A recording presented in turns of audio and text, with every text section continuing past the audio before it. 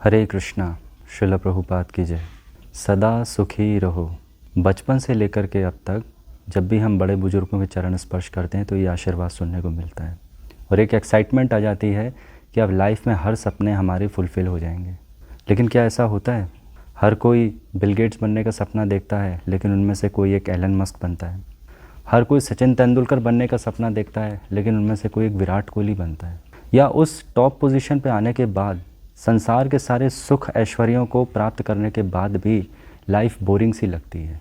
संसार में जो सबसे ज़्यादा पैसा जिन्होंने कमाया हुआ है वो संसार के सारे सुख भोग रहे हैं, फिर भी उनको लगता है कि किसी चीज़ की कमी है। इस संसार में किसी चीज़ की कमी है, इस पृथ्वी में किसी चीज़ की कमी है। क्यों ना हम मंगल ग्रह में जा कर के घर बना करके वहाँ सुख ढूंढने की कोशिश करें।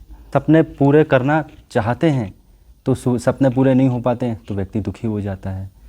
तो आशीर्वाद जो हमें मिला है तो उसमें डाउट आ जाता है कि ये तो सब फालतू की चीज़ें हैं।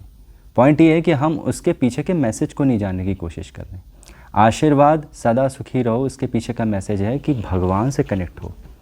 जब तक भगवान से नहीं कनेक्ट होगे, जिसने ये संसार बनाया है, तब तक इस संसार के संसाधनों को इकट्ठा करके उसका सुख भोग करके भी हमें संतुष्टि कभी नहीं मिल सकती। सारी जो स्ट्रगल है लाइफ में भय ख़त्म करने के लिए।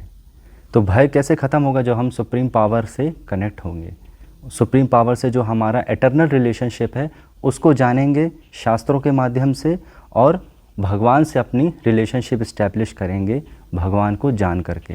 तो भगवान भगवत गीता के दूसरे अध्याय के 40वें श्लोक में कहते हैं, नेहा भिक्रमान शोस्ति प्रत्यावायो न विद्यते स्वल्पमप्यस्य धर्मस्य त्रायते महतो भयात्। कि जो इस भक्ति मार्ग में थोड़ा भी चलता है, इसमें ना तो कोई हानि होती है, ना किसी चीज़ की उसकी कोई कमी होती है, और इस मार्ग में चलने से बड़े उसका भय ख़त्म हो जाता है। हरे कृष्णा। श्रील प्रभुपाद की जय।